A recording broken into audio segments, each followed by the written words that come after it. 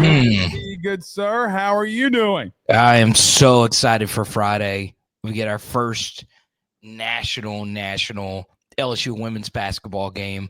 So excited that this team is undefeated.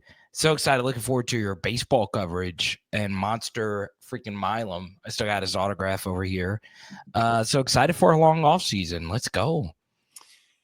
Yeah, I mean, look, look. I saw the Rudy Poo stuff that was going on today. People complaining about LSU and the game being moved to Friday. So what? I mean, because they control damn near a foot of snow. No, it's dumb. I mean, come on. I get it. We leave an extra day early. They would have been there from now until tomorrow or Tuesday from tomorrow. That's stupid. Yeah. Just by the way, newsflash. It snowed in South Carolina today. Just so everybody knows, South Carolina posted, "Hey man, it snows here." Oh no, we might have to reschedule it to the end of the season. They're like, no, we're going to do it here. But I am glad for Friday too. I think it's a slugfest. It always is. This is the new LSU Alabama in a way. Yeah, I mean, you got the two biggest coaches in the sport right now, so I hope LSU pulls it off. That's the one thing Kim hasn't done, which is beat Dawn. And I'm also looking just for them to be competitive. So it's a tough place to win.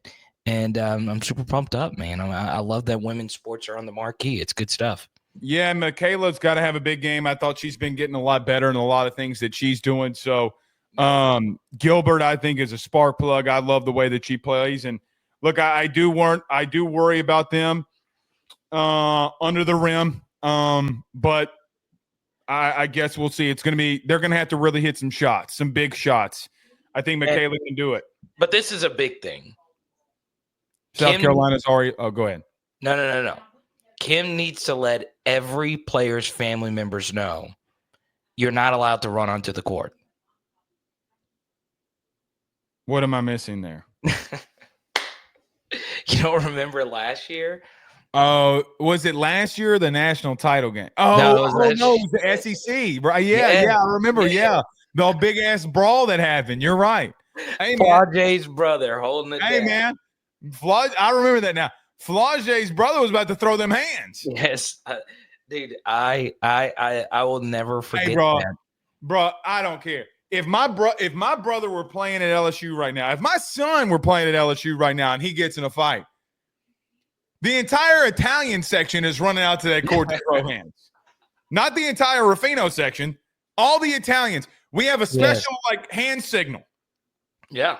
They all got to run down there. I mean, come on, man. Family, sports. That's it. One comes before the other. You got to throw them hands. That's true. It's going to be fun. Before we get to some LSU football stuff here that I want to get to with you, thoughts on the national title game? Ohio State, wins it. They were probably and arguably the most talented team all year. Had a couple slip-ups. Didn't matter. They win the national title. When you watched the game, I guess, what were your thoughts when you were watching it? Yeah, I don't normally place big wagers. I was pretty heavy on Ohio State covering and dominating that game, which they did. The scoreline was a little misleading. Now, I do give Notre Dame that first drive was just epic. But Ohio State was just – they blew their load. Pause. God bless America. They did. Yeah, and you knew Chip Kelly was going to empty the bag in the Natty. All these great OCs normally do. And it was fantastic. But, yeah, Blake, it's one of those things where Ohio State 2-loss team, and you hear these 2019 LSU comparisons. They're nowhere close to even 2018 Clemson for me. So, boring Natty, just a boring team. I mean, nothing about Ohio State moves any type of needle for me. Jeremiah Smith doesn't? Well, no. Their talent is astonishing. And they got a lot of buy-in from guys coming back for their fourth year, and that helped out tremendously. And Ryan Day, of course, fourth-year guys are plus on their defense, which is ridiculous. And if you look at a lot of the best LSU teams that actually won Natties, they had those kinds of guys as well. Like elite year 3, but guys that came back for that year 4, right? So Glenn in 07, and then obviously 2019, Rashard Lawrence and Christian Fulton. Those are your 5-star guys in the 2016 recruiting class that came back for that final year. I mean, they were big. So, especially Christian Fulton. Yes. So look, it's one of those things where, Blake, you tip your hat to Ohio State, but it's important for us to realize that the sport of college football is to never be the same. The fact that you had one team that lost to Northern Illinois that could have been the national champion of the sport, and then you had another 2-loss team. Obviously, we won a natty as a 2-loss team, but that was a statistical anomaly that even happened. I think everyone realizes that we were extremely lucky. Even LSU fans would say it happen more now. Yeah, and it's just one of those things where it just kind of stings. It to me, it does take away from Ohio State that they did lose to Michigan, the worst Michigan team in quite some time, and they were still able to win the natty. So it is what it is. You move on. And honestly, Blake, I know the Notre Dame trolls have been after you. They've been after me. Notre Dame's run was very fraudulent. You know, they played an Indiana team that's one of the weaker playoff teams you'll see. Then, you know, they played a Carson Beck-less Georgia game. That was a really good game plan, whatever. And then James Franklin in the semifinals. And Penn State, as you point out on Ruffino and Joe show, a very fraudulent resume in their own right. So I tip the hat to Notre Dame. I tip the hat to their coaching staff. They're so unfreaking believably well coached, and they're a good team. But let's understand that if Oregon was on their side of the bracket, Oregon would have been playing Ohio State in the national championship. Let me ask you: do you think Oregon was clearly the second best team this year? No. Who would you say was the second best? Texas? I'm going to be honest with you. Even with the Georgia losses, probably Texas. I mean, going into the playoff without Carson Beck, I thought it was Texas. Right. I tweeted this out and people got mad at me. I literally 20 days ago or 10 days ago, 11 days ago, literally during the game said, this feels like the national title to me. Yeah.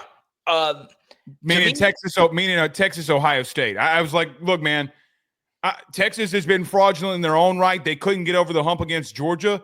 The problem is with them, talent versus talent. Look, man, they're going to be up there with them. And see, here's the thing too. Sark's game plan. I know that they only scored, 21 points or whatever it was. It was the best game plan against that team. He carved them up. And it's the reason they almost beat Ohio State too. But to defend Ohio State for just a quick second, no team has ever gone a complete month facing top 12 opponents and beating all of them. Nobody's ever done that. They did. Oh, yeah. It's insane. So I'm with you on the 2-loss thing, but another massive thing that's above that, Carter, they were literally dog walked most of the top 12 teams, right? And so, I get what you're saying on the 2 losses, but man, that team, they're amazing. One thing. Did you see Bill Connolly's final power rankings? I did. Go ahead. Say what you're going to say. Go ahead. The best team was Ole Miss. They were the best team I saw in all of college football outside of Ohio State and Oregon. I still think Ohio State walks the floor with them in a second half scenario. If they don't dog walk them, you know what's ironic about the both of them? One could run the football even with 3 offensive linemen going down because of the running back duo, and Ole Miss was horrible running the football. And it's to the point that I was going to I wrote down to bring up to you. Guess what all 5 national title teams, the last 6 national title teams have in common? Yeah, go on. All of them besides LSU in 2019 had a total defense that was inside the top 15. All of them were in the top 20 in rushing offense. The only one was this Ohio State team being the only one, but they ran for an average of 190 yards per game in the playoff. They had 3 offensive starters that got banged up, and the best center in the country that was out for the year. Yeah. I'm going to throw this your way. I think college football is reverting back to the good old days. What are the teams that are winning national titles? What do they all look like? You tell me. I'm listening. I thought you were going to answer. No, they're all excellent defensively, and they all dominate in the running game. Yeah. To be quite frank with you, the reason the Big Ten has taken over as college football's elite, as everybody on social media wants to talk about, both of the national title teams, meaning Michigan and Ohio State, when it came down to it, played great defense and ran the football. So all of the football is so much different than it was back in the 1990s and early 2000s. Quite frankly, that's bullshit at the current moment, because I could look at 6 national champions and tell me one thing, even if you want to exclude LSU. Well, they had Derek Stingley, Christian Fulton, Grant Delpit, that entire list of dudes defensively, Patrick Queen, Carter, they're all playing really good defensively, and they're running the football at a very high rate. Yeah, one thing about the running game thing is that this was a very strong playoff for running backs. I mean, there was a lot of this was an all-time great college football playoff when it comes to talented guys. Carter, you could have 10 running backs in this playoff that get drafted. Yeah, I mean, it was – Judkins was incredible. Obviously, Henderson was even better than Judkins in the playoff overall. Genty, Singleton, Allen, Scattaboo. Cam's that the dude. Year of the running back. Yeah. But yeah, and Jeremiah Love, obviously that short yardage Jeremiah Love, crazy. Even the Price kid from Notre Dame, I thought was really good. So yeah, I mean, you're right on the run and the football thing. You know, one thing that was interesting, and it kind of ties in defense. Carter, I mean, I'm looking at it right now. Outside of LSU, the last 6 national champions, none of them are outside the top 15 defensively in total defense. None of them are outside the top 10 in scoring defense. None of them. Yeah, LSU's defense of 2019 was really good. That's one of my. Towards the end of the season, they were elite, like unfreaking believably good. Well, and I agree with that, but from a statistical aspect, I can't really run that out there and justify it. But I mean, Carter, I swear to God, I think college football is changing and people don't realize it.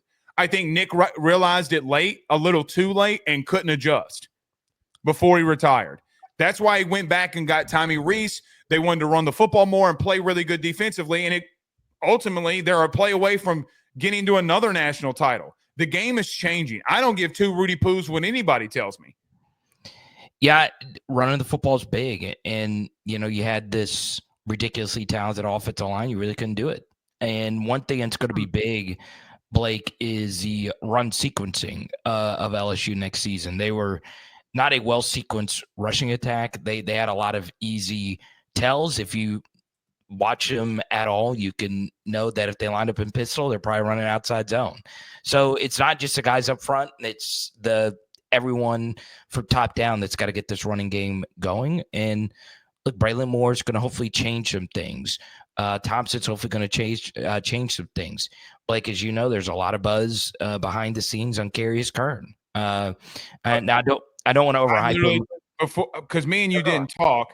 Yeah. Dude, I said it last week and then on Monday. Every time I pick up the phone and it's regarding LSU, it's about Carius Kern is going to be brought up in that conversation. Yeah, and I know this young man, so I try not to overhype guys that I've interviewed or spent time with or whatever. But no, I'll back you on it. I'll back you on it. Yeah, I'm really excited about him. Yeah, it's interesting. He's gonna get a shot at right tackle. You watch. You watch right now. I think he would have been good enough to play DT somewhere else. I mean, he's a freak athletically, so I'm really excited about him.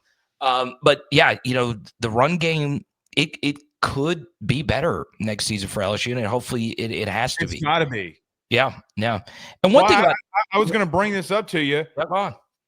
Tight ends coach. Do you bring in a run game coordinator? And I put that loosely. I don't give a shit what his title is. Do you bring somebody in to call offensive run plays? Because I'm going to tell you right now, we went through this on Monday. The people were clamoring for me and you to do a film breakdown, by the way. Carter, I have way too many videos on my phone of running backs missing wide open holes. By the way, some of it's not their fault because they're lined up on the wrong side of the quarterback. Like you're going to have – I think you got to bring in somebody to help you with the run game or Brian Kelly's got to take it over. Because I swear to God, if you don't start lining up and running the football and playing better defensively, as God is my witness, you're going to keep getting your ass whooped. Yeah, when you go back and watch Caden Durham's fantabulous true freshman season, there were yards left on the field, and that's normal of a true freshman running back. I don't expect him to be right. I expect a lot of mistakes from a true freshman. Yeah, and he was once again fantastic, but to take it to that next level, obviously in his range of outcomes, he could be a Marshall Faulk type of player. You got to read the game a little bit better going into this next season. And look, Blake, you're totally right on. And then obviously on the other side of the football defensively, we just didn't have enough guys. I was sounding the alarm on that before the season began, and it bared out, unfortunately. The good news is Whit Weeks' injury is not serious. He's a big part of what they're going to do next season. And what that excites me is Harold Perkins, coming back for year 4 for this reason. I understand a lot of us are skeptical about the position and how healthy is he going to be and all of that. Well, you just saw Ohio State win a natty with year 4 elite 5-star recruits, right? Mm-hmm. So now you obviously this injury sucked. And most of them had down junior years. It's why they came back. Right. So this is rare. This is because if you were to poll most people that watch Jack Sawyer and JTT early in their careers, you would have bet everything that those guys would have gone pro after 3 years, or at least one of them. But at least Jack Sawyer, you would have thought was gone. Yes. Right. And there's a bunch of stuff with JT's recruitment. Everyone remembers that stuff. But you get this year 4 year with a guy that had a year 1 breakout. Now, obviously, they don't play the same position, but he is a defensive player that was clearly a top 10 national recruit that has unfreaking believable ability. And you're getting a year 4 out of him. So I'm really excited about that. And obviously, if they do find a position for him and he buys into that, he could be special for LSU next year. Carter, they brought in 4 defensive linemen. I mean, look, I feel as if that regardless, the front, they're going to look completely different. Their front 7 is going to have some same guys, but they're going to stand up Pyburn and Peyton on the edge. They are.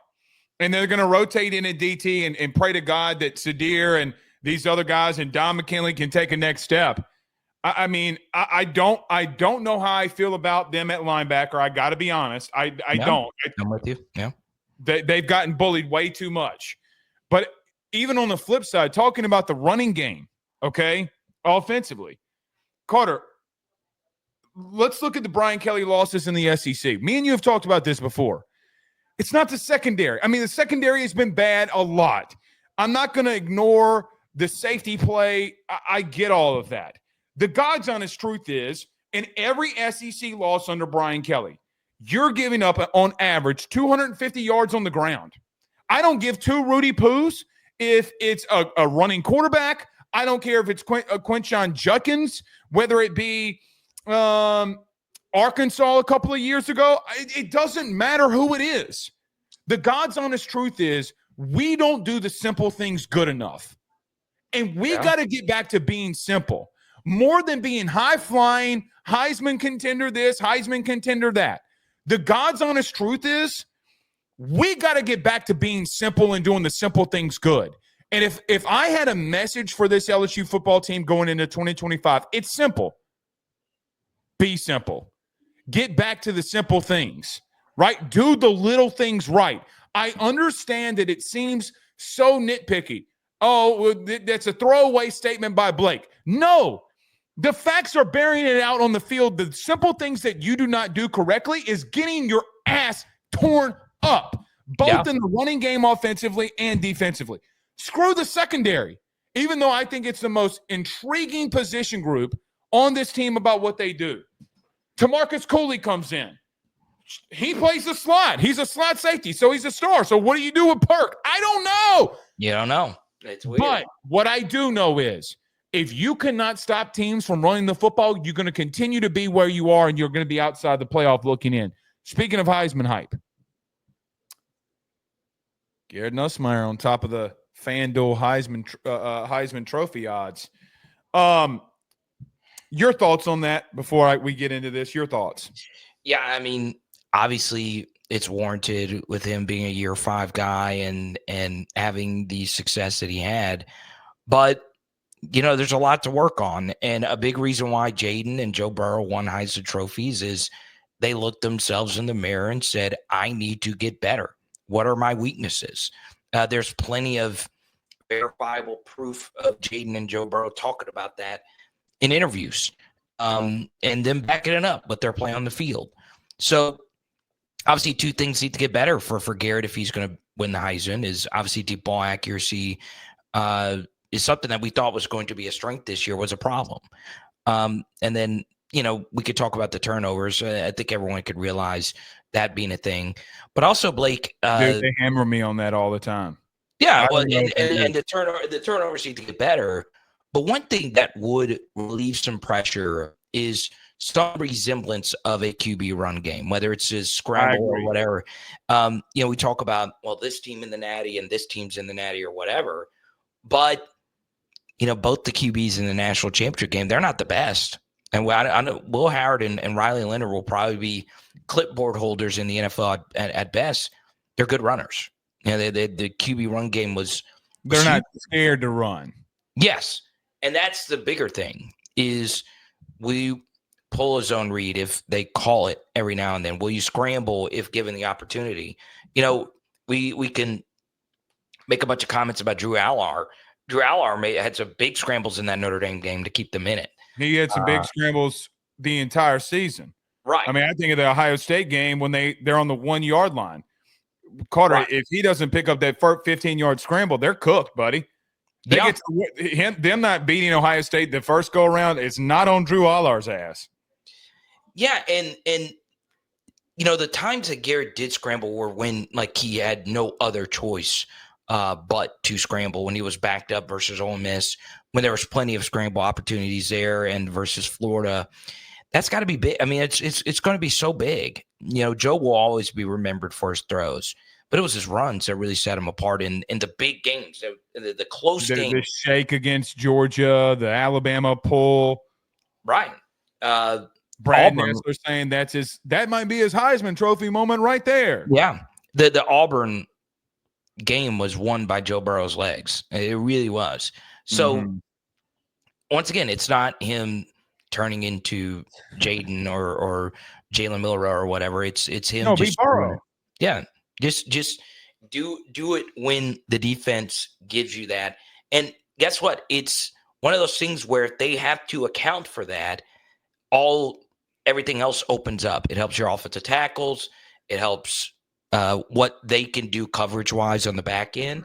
Because in the Florida game, their linebackers are literally just turning their backs to the quarterbacks and just sealing off all. Yeah, and just sealing off all end breakers where Garrett is at his strongest. So if he runs some, he's got a very good shot of being a Heisman Trophy finalist. I got told this today, and I did not see this split until today. I asked some people around the SEC thoughts on Garrett being up there and your just overall thoughts on the season of LSU. One very person that I talk to every day that I will lean on everything that he says. Think about this. In the second half of every game, statistically speaking, you were worse. the 10 of the 12 interceptions that Garrett had came in the second half. The split ratio, first half to second half, he had 18 touchdowns in the first half, 2 interceptions. And both of those, by the way, both of those interceptions came against South Alabama. Think about that. So the first half against everybody else, he does not throw an interception. 11 and 10 in the second half. Crazy. That's his split. Yeah. You talked about, I bring that up because you talk about relief. I think teams, coaching staffs that you faced a year ago out-schemed you when they were able to reset, refocus, and get a different game plan on how to attack you. And it especially for you offensively. Another thing, Carter, the red zone. Yeah. 47.3% completion percentage per pass play. You were number one in the SEC in attempts. You were the number one in the SEC in yards, and you were number one in the SEC in failed touchdown conversions on pass plays. Look, man, he does not have to be Burrow Jaden.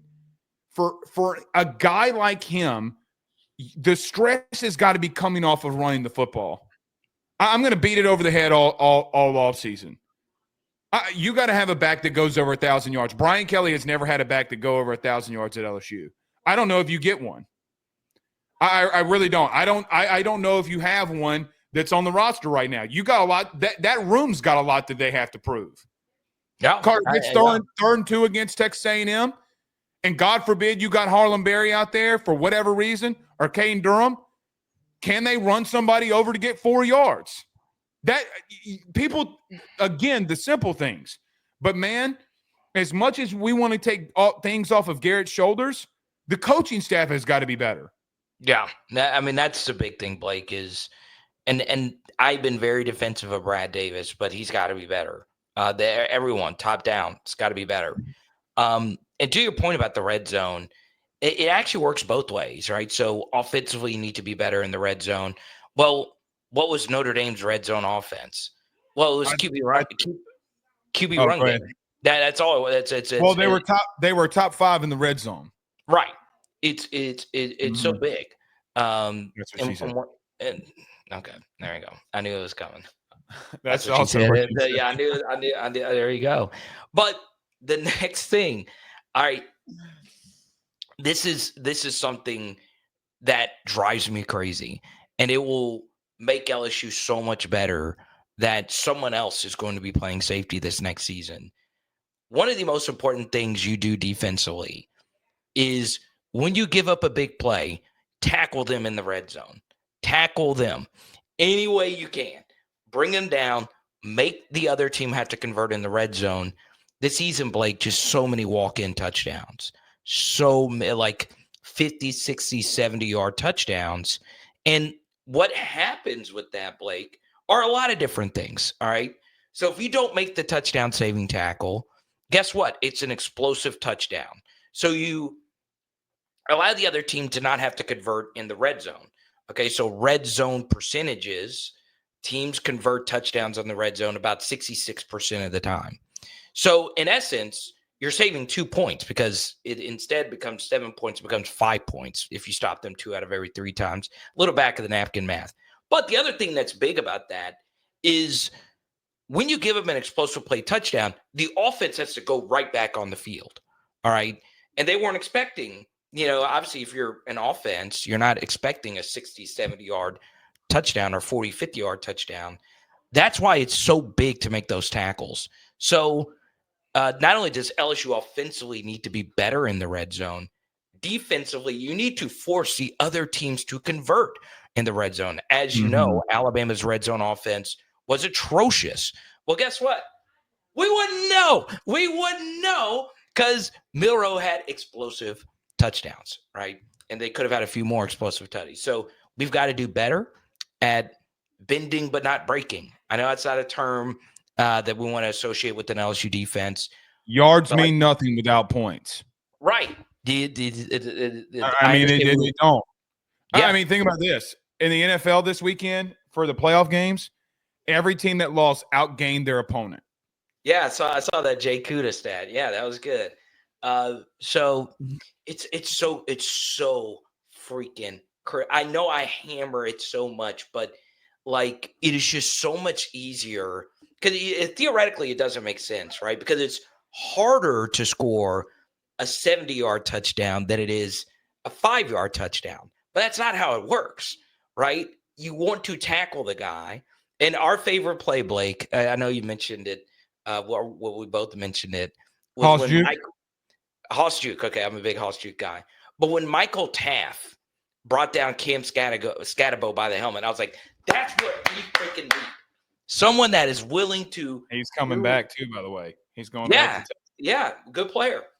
Just someone that's willing to freaking break the rule. The 15-yard penalty means nothing. Nothing. It's half the distance. You're forcing them to freaking convert. If he doesn't, By the way, they kicked the field goal on that drive.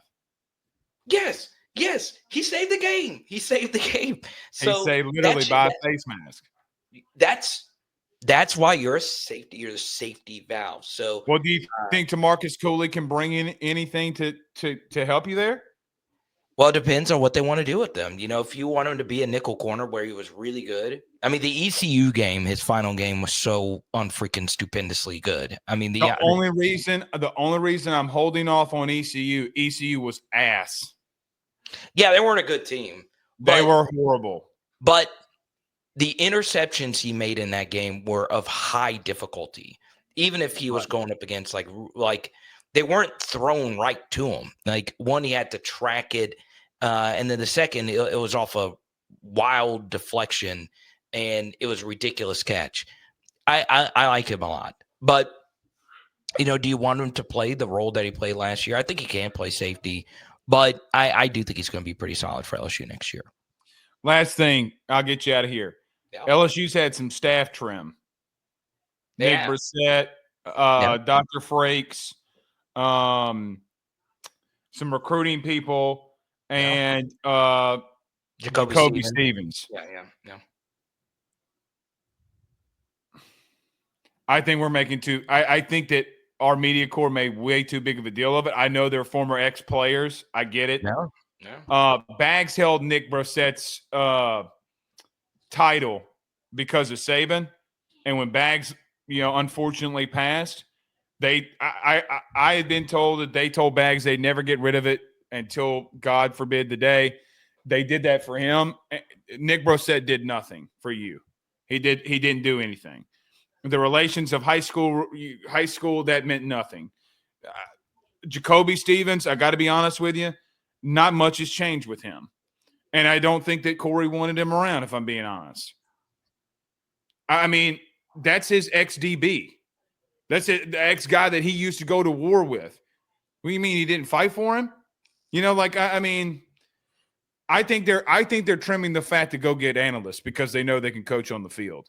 And then Bob Diaco left. But if they wanted Bob Diaco to be on the staff, officially on the staff, they would have promoted him before when Blake and them came in here.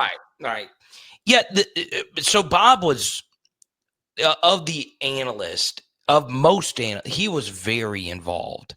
Oh, right now, yeah, no doubt. Yeah, so players loved him.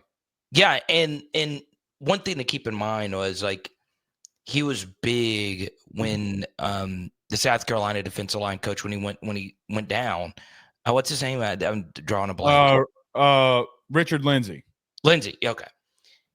And when they had to shuffle things around and move Jancic so Bob got a lot more work, and then he was very involved with special teams and all of it. Not shocked he actually went somewhere where they're going to put him on the field. Do I think it's a big loss? In a way, yeah, because he's got a head coaching experience and he's got an affable overall personality. But yeah, I hate it for Jacoby Stevens and Nicholas Brissett. I love both of them as players, but I think right now, Blake, and speaking of people at other SEC schools, there are with NIL and money. Everybody's trimming fat.